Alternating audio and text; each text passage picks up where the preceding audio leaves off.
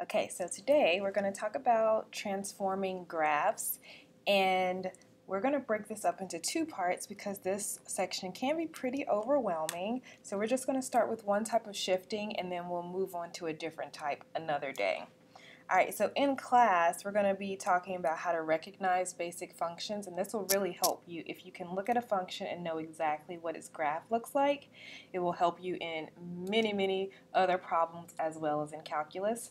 But today we're just going to talk about how to transform graphs and also graph a function based on some transformations. And so the first type of transformation we're talking about today is shifting. So we're going to shift vertically and we're going to shift horizontally. So vertical shift, by the name, you may be able to figure out how the graph will change. So it's going to change vertically, which means the y values are going to change.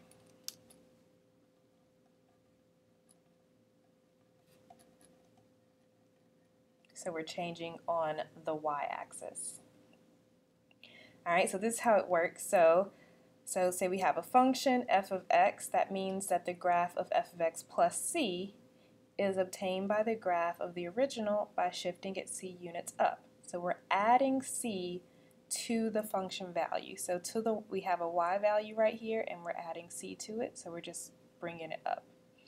Alright, so here f of x minus c, we're going to move c units downward. Alright, and so we're going to look at an example and see exactly how that works. Okay, so for this problem, let f of x equals x squared, and we're going to sketch the graph of the function y equals f of x minus 3. And then we're going to compare the domain and range. So just by looking at this, what's changing? X values or y values? So it looks just like what we did here. So we're changing the actual answer to the function. So it's going to be y value. So we're subtracting from the y value. So that means, what do you think it's going to change? The domain, the range, or both? So I'll let you think about that and we'll get to the answer later. Okay, so let's start with the original f of x equals x squared. Okay. And let's graph it. So let's choose some points.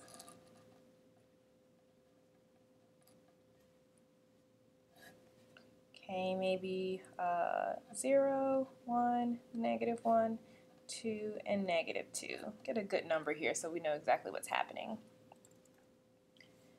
Alright, so 0 squared is 0, 1 squared is 1, -1 squared is 1. And we'll continue in this way.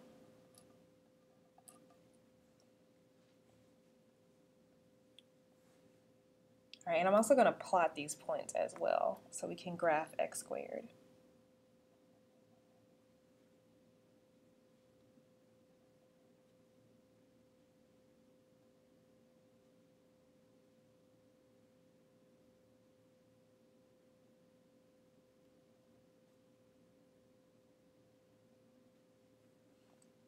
Alright, so I plot out my points. I'm going to connect them. This is going to make a parabola.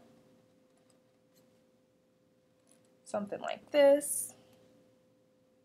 So this is our x squared.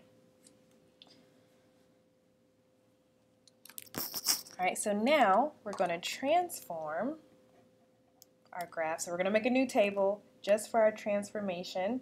Okay, so based on the words here, what's going to happen? We're subtracting 3 from the whole function. So this is going to shift 3 units down. Alright, so we're going to leave the x values the same. We're changing the y values. So when we make our table,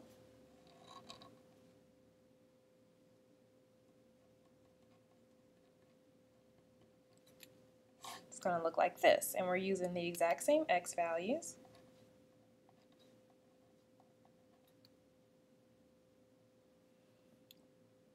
Alright, and then we're going to use f of x, which is our x squared minus 3. So we already found it, right?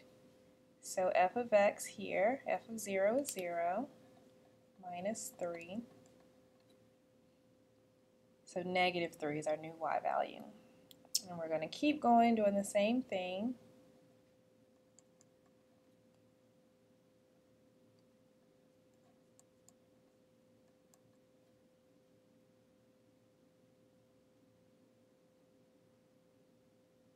Oh, sorry, this is not -1, this is +1. -1 squared is +1. Just wipe that out here. Alright, 2 squared is 4, so 4 minus 3 is 1. -2 squared is also 4.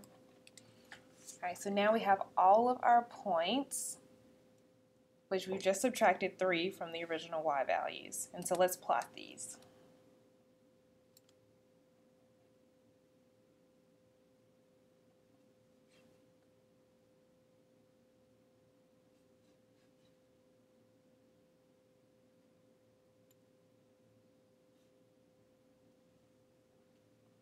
Alright, so I have all my points. I can connect them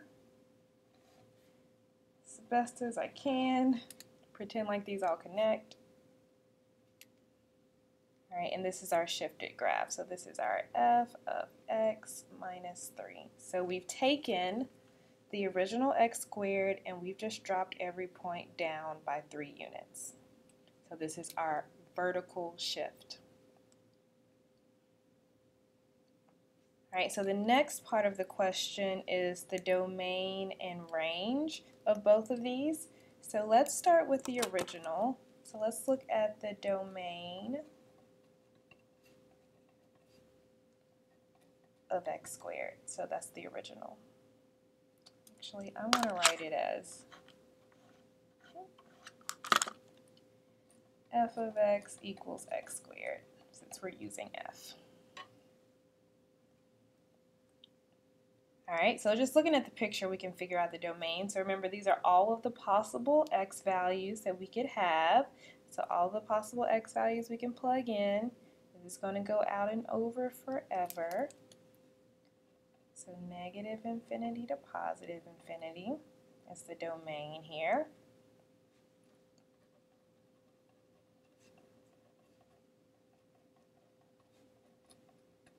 Alright, now let's look at the range of the original function. So these are all of the possible y values. So I have my original function in blue here. So what are all of the possible y values we see? So it looks like it goes up forever, but we don't have anything below 0. So it's going to go from 0 to infinity. And so we have to decide, are we including 0? Are we not including 0? So the answer would be yes, we do include 0 because 0 is an answer that we get from plugging 0 into the function.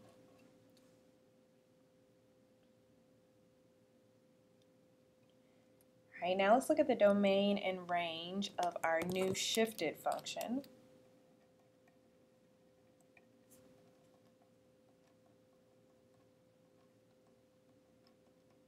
So the domain of f of x minus 3. So that's what we have here. Alright, so this is going to go up and out forever. So this is all real numbers.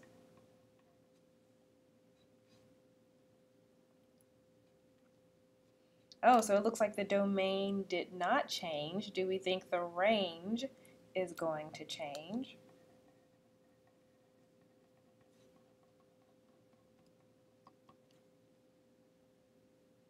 Okay, so all of the possible y values we have, it goes up forever, but down here, we never get lower than -3. And again, we're going to include -3 because it's an answer that we get.